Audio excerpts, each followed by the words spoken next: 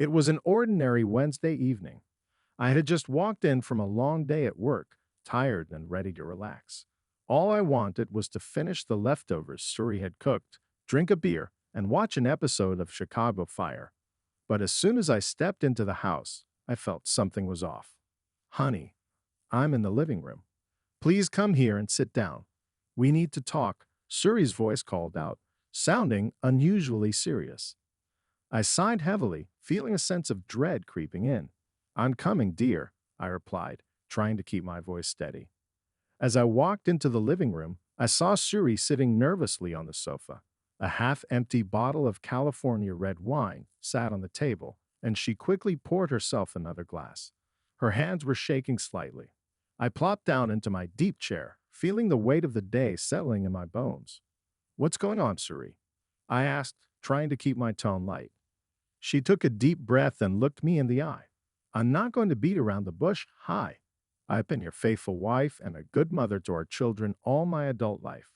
They're on their own now, so my job is done. I nodded slowly, unsure of where this was heading. Yeah, I know. You've been great. Suri took another sip of her wine. As you know, I was a virgin when we got married. I chuckled awkwardly, trying to lighten the mood. Me too, I interrupted, but my joke fell flat. She ignored my attempt at humor and pressed on. Anyway, I'm going away this weekend with a friend. My heart skipped a beat. What's his name? I asked, my voice barely above a whisper. If you must know, it's Stan. Stanley Carrington, your boss? I think our son is older than him, I said, feeling a mixture of disbelief and anger rising inside me. Hi, don't be capricious. He's 30. Give me some credit. Anyway, I want to experience other men. I know you love me and will let me take some time off. When it's all over, I'll make it up to you, and our lives will move on. For Christ's sake, be realistic, Suri. If you do this, our marriage will end, I said, my voice shaking with emotion. Stop being so melodramatic, Hi. You won't divorce me over this little thing. Besides, it would cost you too much, she replied, rolling her eyes. That's true, but I would still reject the cheating wife, I said, my anger boiling over. Suri seemed unfazed. Moreover, Stanley will pick me up on Friday evening. I expect you to invite him in. He was a little nervous about it, so I thought seeing that you were okay with it would help him cope. Seriously, you want me to entertain your boyfriend while you finish getting dressed for your weekend with him? I asked, incredulous. Yes, that's what I expect from you, she said, finishing her wine. The room fell silent. I felt a storm of emotions brewing inside me. Anger, betrayal, disbelief. I looked at Suri, the one I had loved for so many years, and felt like I was staring at a stranger. The unexpected revelation had shattered my world, and I knew nothing would ever be the same again. The days leading up to Friday felt like walking on a tightrope. The house was filled with a tense silence, as if the walls themselves were holding their breath, waiting for the inevitable clash. Suri and I went through our routines, barely speaking, each word exchanged like a delicate, fragile thing that could shatter at any moment. On Thursday evening, I found myself in the kitchen, absently washing dishes. Suri came in and started making a list for the grocery store. Do we need more milk? She asked, her voice neutral, almost businesslike. Yeah, we're running low, I replied, trying to keep my tone equally detached. And get some bread too. We continued like this, listing off items we needed, avoiding any real conversation. The unspoken tension between us was like a coiled spring, ready to snap. That night, as we got ready for bed, Shuri broke the silence. Hi, are you really going to make this difficult? I looked at her, feeling a mixture of sadness and anger. I just don't understand how you can be so casual about this. Do you even care about what it's doing to us? She sighed, clearly frustrated. I've already explained my reasons.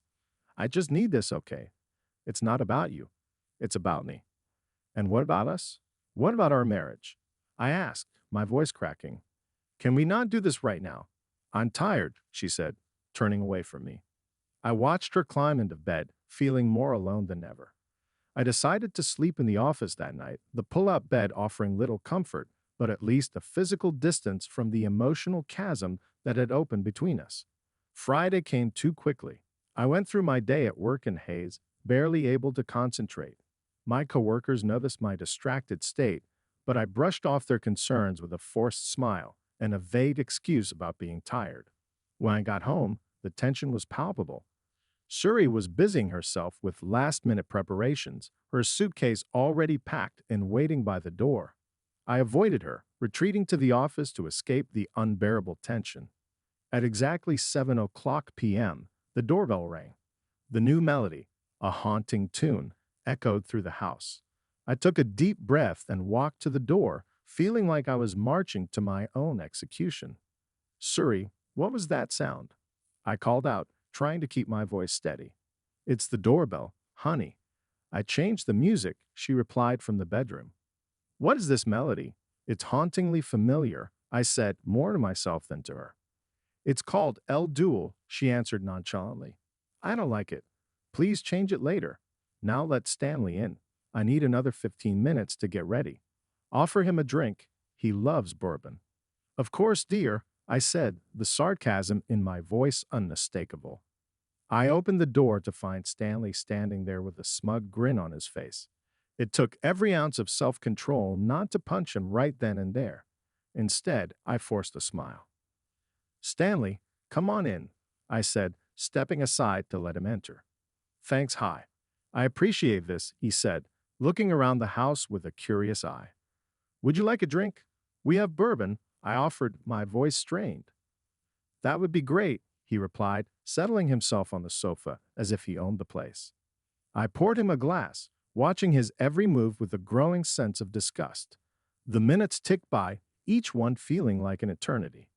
Finally, Suri emerged from the bedroom, dressed to the nines and looking radiant. Stanley, you're here. Sorry to keep you waiting, she said, kissing him on the cheek. No problem, Suri. Thanks for the drink. Hi, he said, raising his glass to me. I forced a smile, feeling the storm brewing inside me. The calm before the inevitable clash was almost over, and I knew that the peace would soon shatter, leaving nothing but chaos in its wake. Friday night had finally arrived, and the air in the house was thick with tension. I sat in the living room, staring at the clock, each tick echoing like a drumbeat in my head. Suri was still in the bedroom, putting the final touches on her appearance. The doorbell's haunting melody broke the silence, signaling the arrival of Stanley. I took a deep breath and walked to the door, my heart pounding in my chest. Opening it, I was greeted by Stanley's smug grin. It took every ounce of self-control not to lash out at him right there. Stanley, come on in, I said, forcing a smile. Thanks, hi. I appreciate this, he replied, stepping inside. I led him to the living room, offering him a seat. Would you like a drink? We have bourbon. That would be great, thanks, Stanley said, making himself comfortable on the sofa. I poured him a glass, the tension in the room almost palpable. Here you go, I said, handing him the drink. Cheers, hi, he said, raising his glass. Cheers, I replied, my voice strained. Minutes felt like hours as we sat in silence, the only sound the ticking of the clock. Finally, Suri emerged from the bedroom, looking radiant and ready for her weekend away. Stanley, you're here. Sorry to keep you waiting, she said, kissing him on the cheek. No problem, Suri. Thanks for the drink, hi, he said, raising his glass to me again. I nodded, my stomach churning. The sight of them together, so comfortable and familiar, was almost more than I could bear. Well, I guess I'll leave you two to it, I said, standing up. As I walked towards the door, something snapped inside me. I turned around and faced Stanley, my anger boiling over. You know, Stanley, you've got some nerve showing up here, I said, my voice shaking with rage. Stanley looked taken aback. Hi. I'd. Save it, I interrupted, taking a step closer. You come into my house, drink my bourbon, and think it's okay to take my wife away for the weekend. You must be out of your mind. Hi, please, don't make a scene, Shuri said, her voice pleading. A scene? You think this is a scene? I laughed bitterly. You haven't seen anything yet. Without another word, I lashed out, my anger and frustration exploding in a violent kick to Stanley's groin. He doubled over in pain, his glass shattering on the floor. As he fell forward, I kneed him in the jaw, sending him sprawling onto the porch. He lay there, unconscious, a mixture of blood and vomit pooling around him. I stood over him, my chest heaving. The red haze of anger began to clear, and I looked at Suri, who stood frozen in shock. Hi, what have you done? She whispered, her voice trembling. I didn't answer.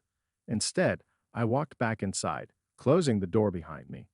I locked it, turning the key twice, and leaned against it, trying to steady my breathing. Suri, please look outside, I said loudly through the closed door. You see a man coming. He has some information for you. A few moments later, I heard a voice outside. Mrs. Suri Bismar, you've been served. There was a thud behind the door, and I knew Suri had collapsed. The reality of the situation hit her like a ton of bricks. I stood there, feeling a strange mixture of relief and sorrow. The confrontation was over, but the fallout had just begun. As I walked back to the living room, I knew that nothing would ever be the same again. The storm had hit, and now it was time to pick up the pieces and move on. The morning after the confrontation, the house felt eerily quiet. I woke up in the office, the pull-out bed offering little comfort. The events of the previous night played over and over in my mind. I couldn't shake the image of Stanley lying unconscious on the porch or the look of shock on Cherie's face. I made my way to the kitchen, hoping a cup of coffee might clear my head. As I poured myself a mug, the front door opened. Suri walked in, her eyes red from crying, her clothes disheveled. Hi, we need to talk, she said, her voice barely above a whisper. I set my coffee down and faced her. There's nothing left to say, Suri. You made your choice. I never expected things to go this far, she said, tears welling up in her eyes. Well, they did, I replied, trying to keep my voice steady. You brought Stanley into our home and expected me to be okay with it. What did you think would happen? I don't know what I thought, she admitted, her voice breaking. I just needed something different, something new. And what about us? What about our marriage? I asked, my frustration evident. I thought we could get through this, that it wouldn't mean the end, she said, looking down at her feet. I shook my head, the reality of the situation settling in. Suri, you betrayed my trust. Our marriage can't survive that. She looked up at me, her eyes filled with regret. I'm so sorry, Hi. I didn't realize how much I was hurting you. I know, I said softly, but sorry isn't enough to fix this. We stood there in silence, the weight of our words hanging in the air. Finally, Suri broke the silence. What do we do now? She asked, her voice trembling. I think it's best if you leave, I said, my voice firm. We need some time apart to figure things out. She nodded, wiping away her tears. I understand. I'll pack my things. As she turned to leave, I felt a pang of sadness. Despite everything, a part of me still cared for her. But I knew that this was the right decision. The next few days were a blur. Suri packed her belongings and moved out, leaving the house feeling even emptier than before. I focused on work, trying to keep my mind occupied. Friends and family reached out, offering support and kind words, but I found it hard to talk about what had happened. One evening, a week after Shuri had left, my friend Mike came over. We sat on the porch, sipping beers and talking about everything but my marriage. Hi, you've been through a lot, Mike said, breaking the silence. How are you holding up? I shrugged, taking a long sip of my beer. Some days are better than others. It's just hard to believe this is my life now. I get that, he replied. But you're strong. You'll get through this. Thanks, Mike, I said, appreciating his support. It's just going to take some time. As the sun set, we sat in comfortable silence, the shared understanding between us more comforting than any words could be. I knew that the road ahead would be challenging, but I also knew that I wasn't alone. In the weeks that followed, I began to find a new routine. I redecorated the house, making it feel more like my own space. I reconnected with old friends and started new hobbies, slowly piecing my life back together. One day, as I was walking through the park, I ran into an old colleague, Sarah. We struck up a conversation, and I found myself smiling for the first time in a long while. Hi, it's really good to see you, she said, her eyes bright. How have you been? I'm getting there, I replied honestly, taking it one day at a time. Let's grab coffee sometime, she suggested. Catch up properly. I'd like that, I said, feeling a spark of hope for the future. The aftermath of the confrontation had been painful and messy, but it also marked the beginning of a new chapter in my life. As I walked home, I realized that I was ready to face whatever came next, with the support of my friends and the strength I had found within myself. The morning sun filtered through the blinds, casting a soft glow in the room. I sat at the kitchen table, my coffee growing cold as I stared at the stack of papers in front of me. The legal documents that marked the end of my marriage to Suri. It felt surreal, as if the last few weeks had been a bad dream I couldn't wake up from. I knew this was the right step.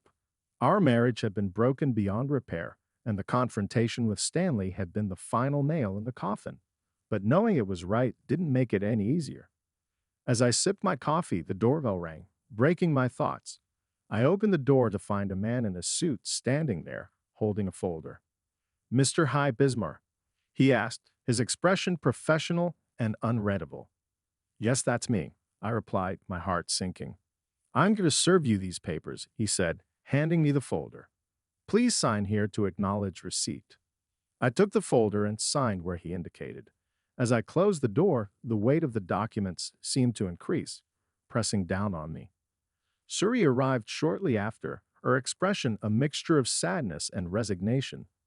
We sat across from each other at the kitchen table, the documents between us. So, this is it, she said quietly, her voice tinged with regret. Yeah, this is it, I replied, my voice steady but heavy. Hi, I want you to know that I never meant for things to end like this, she said, her eyes pleading. I know, Suri. But it did, and now we have to deal with it, I said, not wanting to drag the conversation out. She nodded, wiping away a tear. I'm sorry for everything. I really am. I'm sorry too, Suri, but we have to move forward, I said, trying to keep my emotions in check. We went through the documents, each signature feeling like another step away from the life we had once shared. It was a strange mix of relief and sorrow, the finality of it all sinking in. After we finished, Suri stood up, clutching her copy of the papers. I guess this is goodbye then, she said, her voice barely above a whisper. Yeah, I guess it is, I replied, standing up as well. She hesitated for a moment, then stepped forward and hugged me. It was a brief, awkward embrace, but it carried a weight of unspoken words and unresolved emotions. Take care. Hi, she said, pulling away. You too, Suri, I replied, watching as she walked out the door. I stood there for a moment, the house feeling emptier than ever. The legal blow had been dealt, and there was no going back. It was time to start a new chapter, even if I wasn't quite sure what that would look like. As the days passed, I focused on the practicalities of moving on. I contacted a lawyer, sorted through our finances, and started making plans for the future. It was a slow, painful process, but each step felt like a small victory. One evening, I called my sister Jane. She had been a rock of support through all of this, and I needed her advice. Hey, Jane, I said when she answered. Got a minute to talk? Of course, hi. How are you holding up? She asked, her voice full of concern. Honestly, it's been rough, I admitted, but I'm getting through it. I'm glad to hear that. You're stronger than you think, she said, her words comforting. Thanks, Jane. I needed to hear that, I replied, feeling a bit lighter. We talked for a while, her familiar voice and practical advice helping to lift some of the weight off my shoulders. By the time we hung up, I felt a renewed sense of determination. The next day, I met with my lawyer to finalize some details. As we went over the documents, I couldn't help but think about what lay ahead. It was daunting, but also filled with possibilities. Hi, you're making the right choices here, my lawyer said, his tone reassuring. This is a fresh start. I know. It's just hard to see it that way right now, I replied. Give it time. Things will get better, he said with a kind smile. As I left his office, I took a deep breath, feeling a glimmer of hope. The legal blow had been hard, but it was also a necessary step towards healing. I was ready to face whatever came next, knowing that each day would bring me closer to the new life I was starting to build. The first few weeks after Shuri moved out were the hardest. The house felt strange and empty without her presence. I found myself wandering through the rooms, memories flooding back with every step. But life had to go on, and I knew I needed to find a way to move forward. I started by making small changes around the house. I repainted the living room a calming blue, a color that felt like a fresh start. I rearranged the furniture, creating a space that felt more like my own. It was therapeutic, a way to reclaim my environment and make it reflect the new chapter of my life. One Saturday morning, I decided to tackle the backyard, which had been neglected for far too long. As I pulled weeds and trimmed bushes, I felt a sense of accomplishment. The physical work was a welcome distraction, and it gave me a sense of control in a time that felt overwhelmingly chaotic. While I was working, my neighbor, Mr. Thompson, walked over. He was an older man, always kind and friendly. Morning, hi. That yard's looking good, he said, leaning on the fence. Thanks, Mr. Thompson. It's a work in progress, I replied, wiping the sweat from my forehead. Yeah, I can see that. Say, why don't you come over for dinner tonight? My wife's making her famous lasagna, he offered with a warm smile. I'd like that. Thanks, Mr. Thompson, I said, feeling grateful for the invitation. Dinner at the Thompsons was exactly what I needed. Their home was filled with laughter and warmth, a stark contrast to the emptiness I had been feeling. We talked about everything and nothing, the easy conversation of balm to my weary soul. How are you really doing, Hi? Mrs. Thompson asked gently as we sat around the table. It's been tough, I admit it, but I'm trying to take it one day at a time. You're doing great, Hi. It's okay to take it slow, she said, her voice full of kindness. Their support was invaluable, and it reminded me that I wasn't alone. There were people who cared about me, who were willing to lend a hand when I needed it most. As the weeks turned into months, I found new routines and rediscovered old passions. I started going to the gym again, something I had neglected during the turmoil of my marriage. The physical exertion was a release, a way to channel my emotions into something positive. One evening at the gym, I ran into an old friend, Tom. We hadn't seen each other in years, but we picked up right where we left off. Hi. It's been ages. How have you been? Tom asked, his face lighting up with a smile. Hey, Tom. I've been, well, it's been a rough time, but I'm getting through it, I replied honestly. Yeah, I heard about what happened. I'm really sorry, man. But hey, if you ever want to hang out or need someone to talk to, I'm here, he said, clapping a hand on my shoulder. Thanks, Tom. I appreciate that, I said, feeling a wave of gratitude. We started meeting up regularly, grabbing coffee or catching a movie. It felt good to reconnect, to have someone who understood and could offer a distraction from the heaviness of my thoughts. One afternoon, as we sat in a cafe, Tom brought up an idea. Hi, have you ever thought about trying something new? Like picking up a new hobby or taking a class? He suggested. I don't know. What did you have in mind? I asked, curious. There's this cooking class I've been thinking about. It could be fun, and it's a good way to meet new people, he said, his eyes bright with enthusiasm. You know what? That actually sounds like a great idea, I said, feeling a spark of excitement. The cooking class turned out to be a fantastic decision. It was a mix of people from all walks of life, each with their own reasons for being there. We laughed, learned, and shared stories over simmering pots and chopping boards. One evening, as we were cleaning up after class, I found myself talking to Sarah, a fellow classmate. Hi, you've got a real knack for this, she said, nodding towards the pasta I had just made. Thanks, Sarah. I'm really enjoying it, I replied, smiling. Me too. It's nice to do something different, isn't it? She said, her eyes twinkling. Yeah, it really is, I agreed, feeling a sense of connection. As I walked home that night, I felt lighter than I had in months. Moving on wasn't easy, but with the support of friends, old and new, and the courage to try new things, I was starting to see a brighter future. The pain of the past was still there, but it was no longer the defining part of my life. I was finding my way, one step at a time, and that was enough. Months had passed since Shuri left, and life had begun to settle into a new rhythm. The house, once filled with tension and uncertainty, now felt like a sanctuary. I had repainted the walls, rearranged the furniture, and filled the space with things that brought me joy. It felt like my own place, a reflection of the new chapter in my life. One sunny Saturday morning, I decided to visit the farmer's market downtown. It was something Suri and I used to do together, but this time I went alone, ready to create new memories. As I wandered through the stalls, the vibrant colors and lively atmosphere lifted my spirits. I picked up some fresh vegetables, a loaf of artisan bread, and a jar of homemade jam. It felt good to indulge in small pleasures. "Hi, is that you?" A familiar voice called out. I turned around to see Sarah, my cooking class friend, smiling warmly at me. "Sarah, what a surprise! How are you?" I replied, genuinely happy to see her. "I'm great. Just picking up some fresh produce for the week. How about you?" she asked, her eyes sparkling. "Same here. It's a beautiful day for it," I said, holding up my bag of goodies. "Hey, why don't we grab a coffee and catch up?" she suggested. "Sounds perfect," I agreed. We found a cozy cafe nearby and settled into a corner table.